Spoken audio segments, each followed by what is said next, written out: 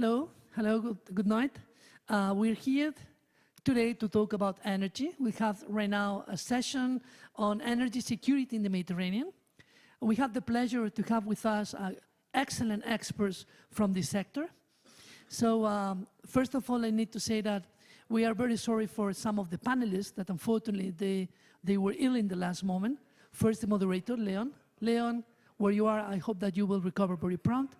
Then Jessica, that also was feeling herself a bit ill today. So we also wish you a very prompt recovery. And now we are going to begin this session.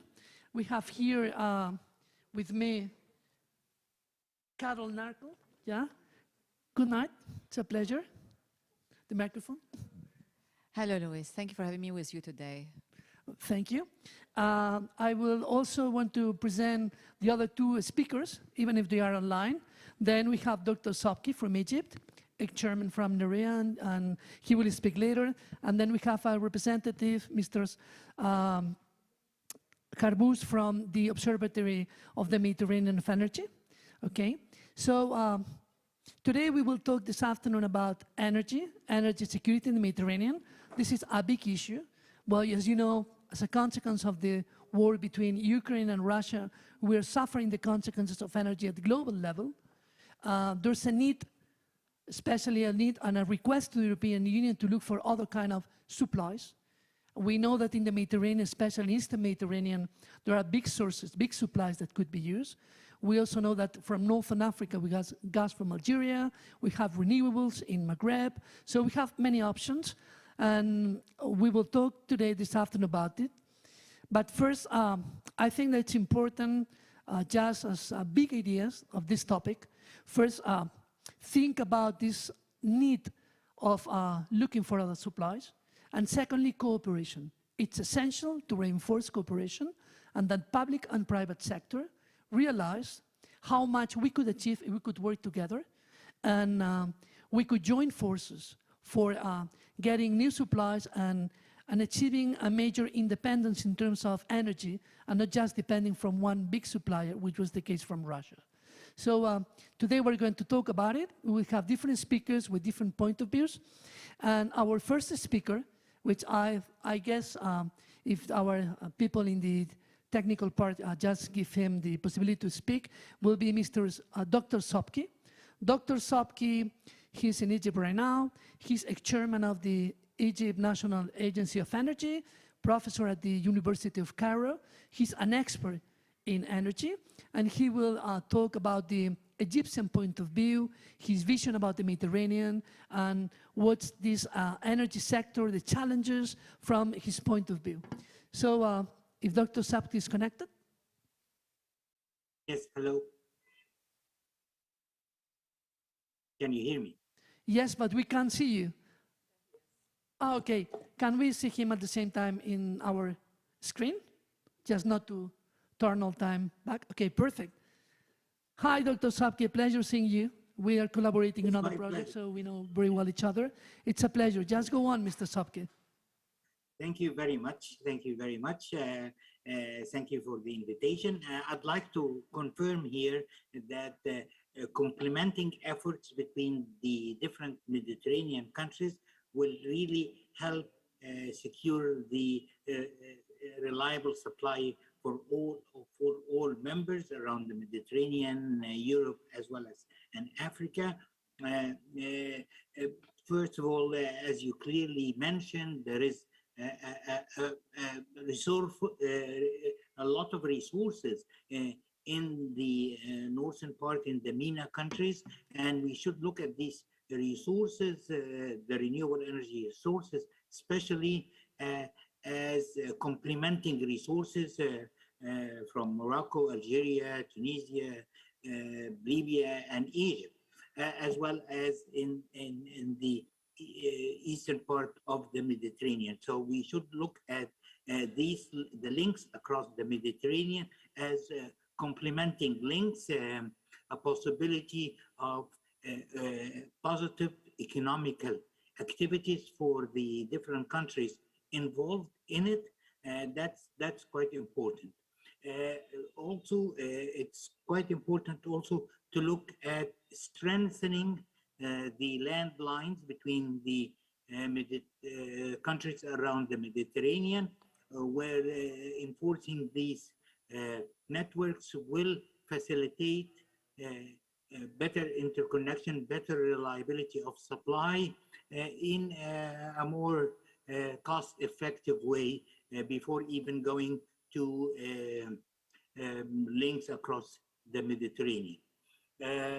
Also, we need to look at a just relation, just economical financial agreements between the different countries exchanging energy, and be able to label these energies in a way where we can track either brown energy or green energy. So we need to look into that, and it's quite important that we move into these I would say bilateral agreements between the different countries on the basis of favoring, for example, renewable resources.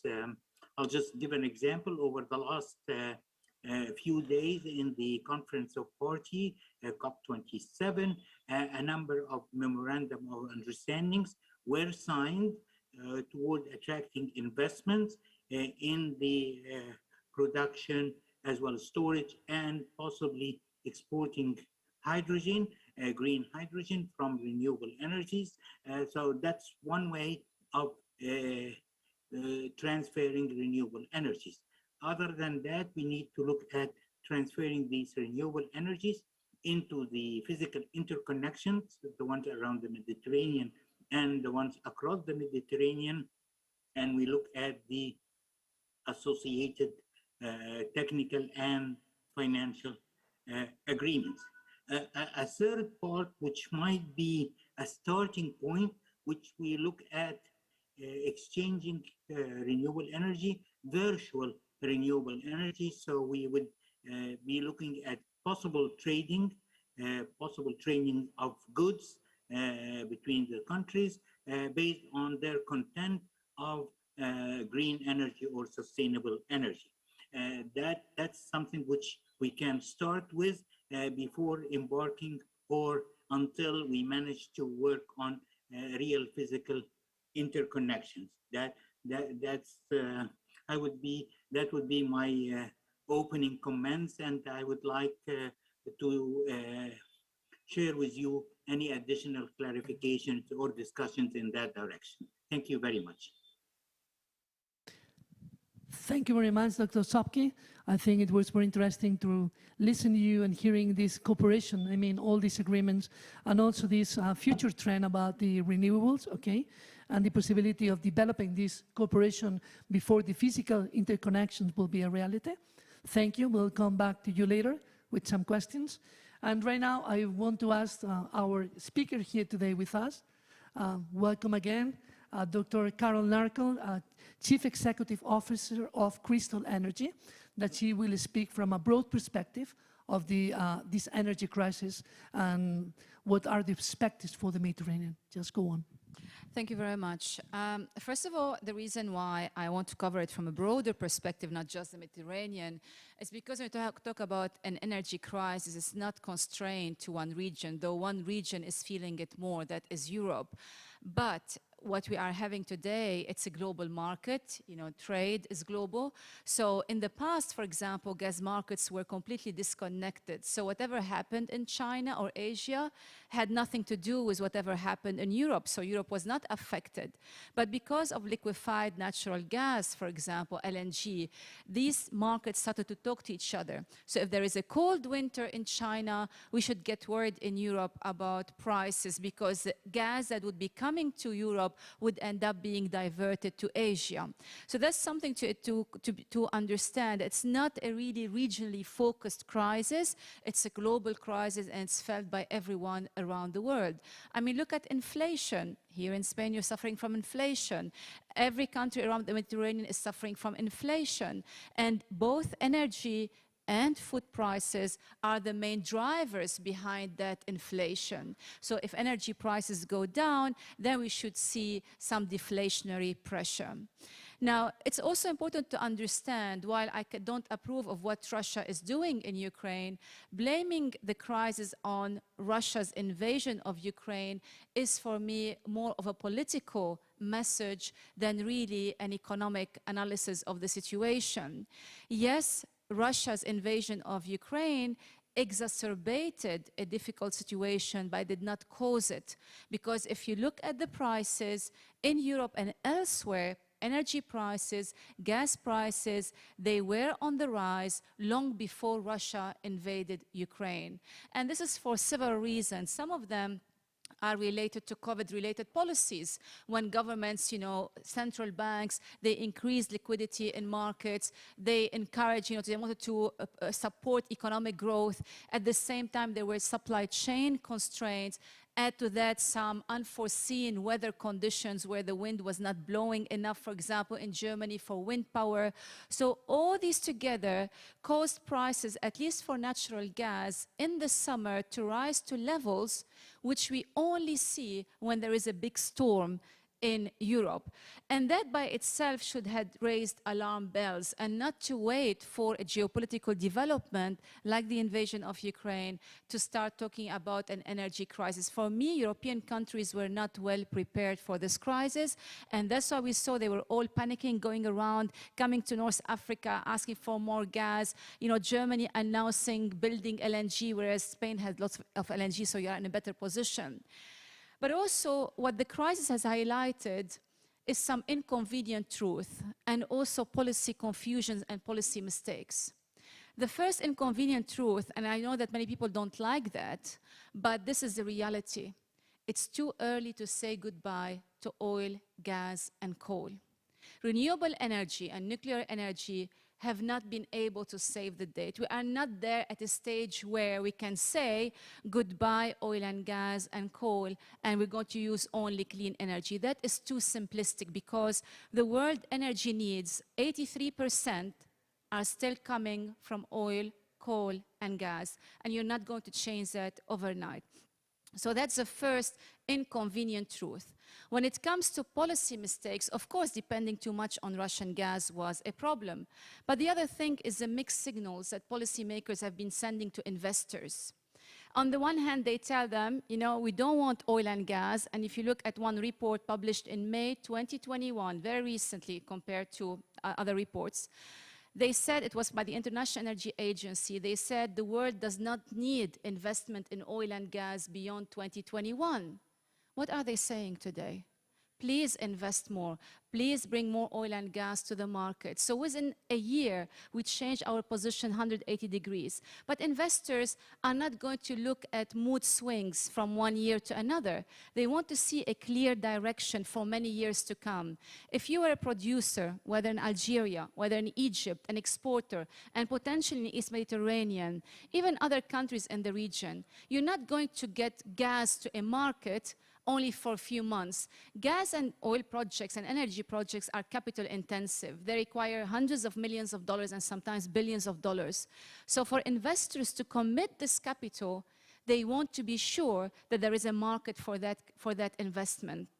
And the other thing I want to highlight, and I conclude on that, and we can discuss more in the questions, people talk about security of supply, energy security, but only from the consumer's perspective, which means we want to secure reliable, affordable, sustainable supplies.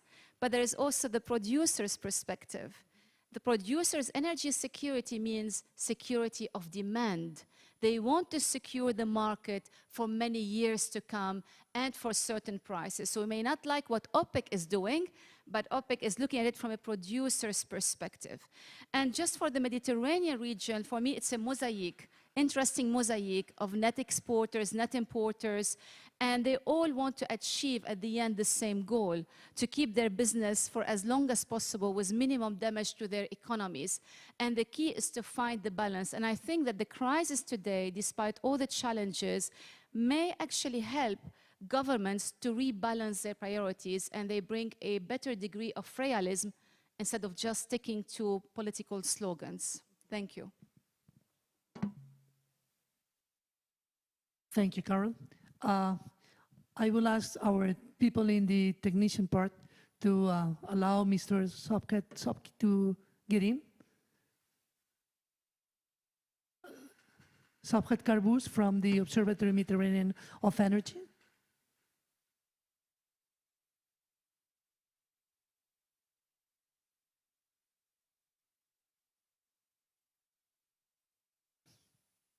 Maybe they have connection problems, because I saw him before in the screen.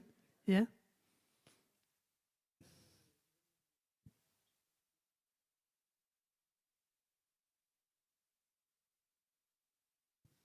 Sorry?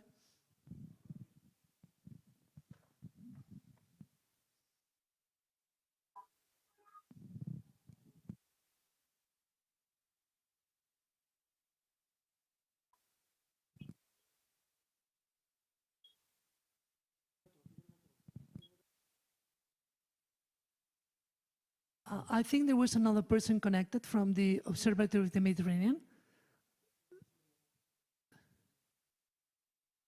No? Okay.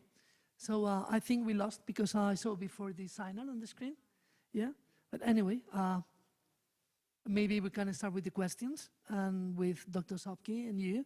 So because the other person, I think we lost him. So Carol, I will make you one question. What do you think that North Africa and East Mediterranean countries, if they work together, could support and solve Europe's gas energy crisis? What do you think about this possibility? Let me start with North Africa, particularly Algeria and Egypt, which are important suppliers already of energy to Europe. But the main problem, at least in Algeria, it's not that they don't have the resources, because you can sit on a lot of resources below ground, but the issue is getting those resources from below ground to above ground and export them. There are two problems I see in those countries. And again, particularly Algeria, because Egypt managed to address some of these issues to a certain extent. First of all, you want investment to come. And we know that Algeria for years did not have investor-friendly policies.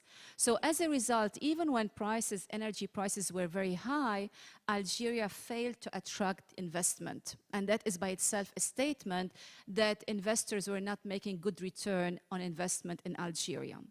But the second problem is the domestic market. Consumption domestically is growing at a rapid rate. And that is partly because of very cheap energy, subsidized energy. You know, I'm an economist. I know people don't like this, but I tell governments, let people be exposed to a certain extent to higher prices, because that's what you get the best out of them in terms of improving energy consumption. So you are more efficient in your energy consumption. But in Algeria, so on the one hand, you don't have enough investment, therefore your production is constrained. And on the other hand, you have a rapidly growing consumption. Therefore, the volumes of gas that you can export shrinks, because the export is the difference between your production and your consumption. And that is by itself limits the potential of Algeria under existing conditions. Egypt has done a better job at taming its gas demand, but they are still very big domestic gas market. They can rely on new supplies coming from East Mediterranean. I come from Lebanon, and I'm very cautious about the outlook of East Mediterranean. Let me give you a number or a comparison. The massive discoveries in Israel, they happened around 2009, 2010, at the same time as East Africa, in Mozambique, for example. Mozambique is already exporting LNG, and it's going to be among the 10 largest LNG exporters by 2025. And the East Mediterranean has not exported any LNG yet to Europe, at least not in any quantity, except maybe a small quantity from Israel to Egypt. And why? Because you have another problem, political disputes. A dispute is really a mild way of putting it. I know Lebanon and Israel signed a deal, maritime borders deal, but don't forget they are still officially at war. Turkey, Greece, and Northern Cyprus and Cyprus, what do you call that? You see, I don't think they are in love with each other.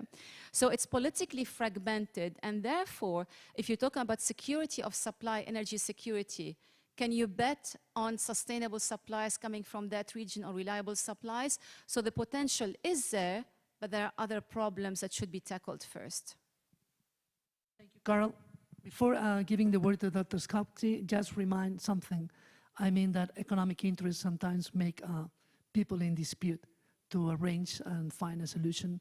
If we check what happened in Europe after the Second World War with France and Germany, which was the first step for the European Union, I mean, both countries thought that the best solution for future was to cooperate. So I think that if economy finally and possibilities go in that direction, maybe those countries could find a solution. This is common sense, but it doesn't always drive decisions, unfortunately.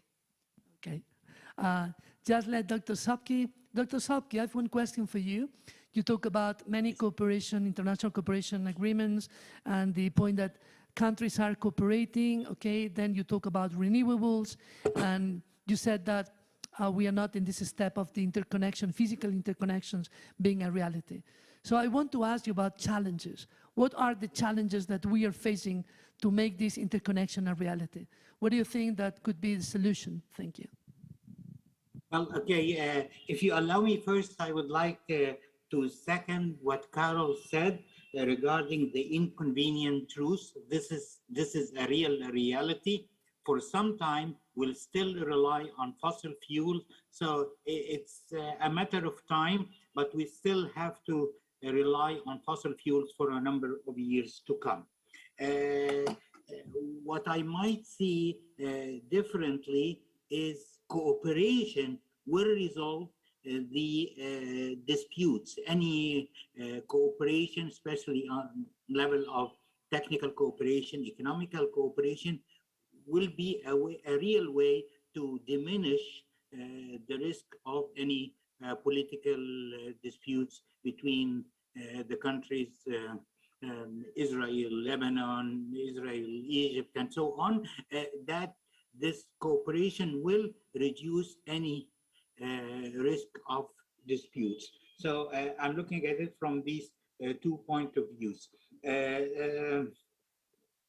Again, regarding your question, Louis, it's really an important thing that because of the relatively maybe massive amount of investments in interconnecting countries across the Mediterranean, eventually to reach a common market.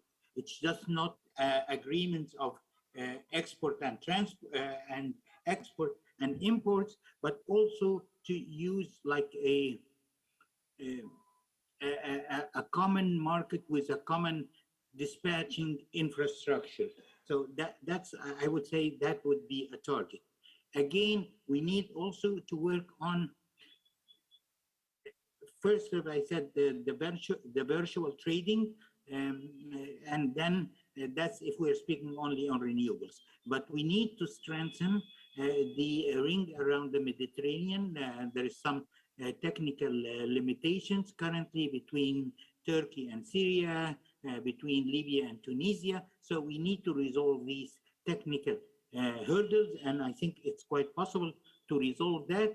In addition, in looking on strengthening the physical interconnection, the capacity of interconnection, the interconnection between Morocco and Spain, as well as the different ports. Then we come, or we need to work in parallel at the same time on the addressing the technical issues for the connection across the Mediterranean, and maybe the shortest one would be between Tunisia and Italy.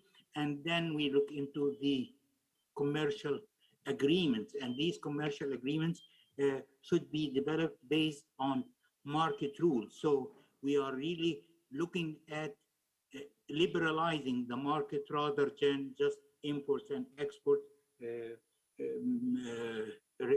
relations. And what's happening now is maybe Egypt is having a bit of an advantage on selling some of the gas and reducing its own use of natural gas within the country, but that's a temporary situation until the crisis is resolved in Europe. So again, we should look at the liberalized market in a way to reduce any risks, extending the connectability between the different countries, especially the MENA countries and Europe, I think that will be a real advantage where everyone will benefit from it. And again, I'm emphasizing that will reduce political risks that which we might face. Thank you. Can I add that I couldn't agree more about the liberalized market and prices, but look at the trend recently. Since the crisis started, we're going in the opposite direction. We're seeing more regulations, more governments interfering in price setting mechanisms, among others. So I feel that we're heading in the wrong direction of greater government intervention instead of leaving to a certain degree, liberalizing the market and allowing more competitive forces to set prices and affect investment decisions. So this is a danger today. We're going not in the desirable direction, but I couldn't agree more on the importance of liberalizing markets. Thank you, Dr. Sobki. Thank you, Carol.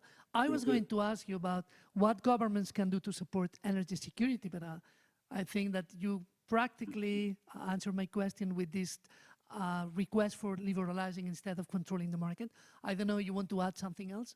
I'll categorize it in two ways. First of all, you act on the demand side. And again, all international organizations from IMF, World Bank, you name it, they are telling governments, particularly in Europe, the same governments that were against subsidies, they are telling them, don't offer blanket subsidies to everyone. I live in London, in the UK, and a few months ago, the government gave £400 to everybody to support them for energy, rich and poor alike. And this is not right, because you are really negatively affected, or you're not achieving what you want to achieve, which is try to reduce demand and encourage energy conservation. And at the same time, you work on the supply side by sending investors consistent messages. Investors, they will not invest based on your mood today, which can change tomorrow. They need clarity, they need transparency, and they need consistency. So this is how governments can enhance energy security by focusing on both demand and supply at the same time. I fully Dr. agree Sobki, with you what want to add Carol something? said. Yeah, yes, I fully agree with what Carol said, and I'll just give a small hint on, for example, the pricing of electricity and the pricing of natural gas here in the domestic market, where we are going on an inclining block rate. So the higher your consumption is, the higher your average price per unit of energy, per meter cubed of natural gas or per kilowatt hour. So we're really offering unfortunate end users lower prices of electricity and natural gas, while customers who have the potential of higher use are being charged at real values, and in some cases over the real values. And this way, we managed over the last 4 years to reduce our subsidy levels to almost about 4% on the level of domestic and commercial users. And on the other hand, for industrial users, we already managed to overcome any subsidies. So again, it's a matter of sort of a demand-side management, tariff design for a demand-side management, where really you send strong signals to customers who are overusing their energy or using their energy inefficiently in a way to be more conservative. Thank you. Thank you very much, Dr. Sobki. Thank you very much, Carol. I think that we had a very interesting panel discussion. Unfortunately, our colleagues for illness or for being sick could not participate tonight, but I think that we had the opportunity of learning more about energy, learning about free market and the intervention of states, learning about energy security, and we really thank you for your contribution and your participation. Thank you. Thank you very much. Thank you.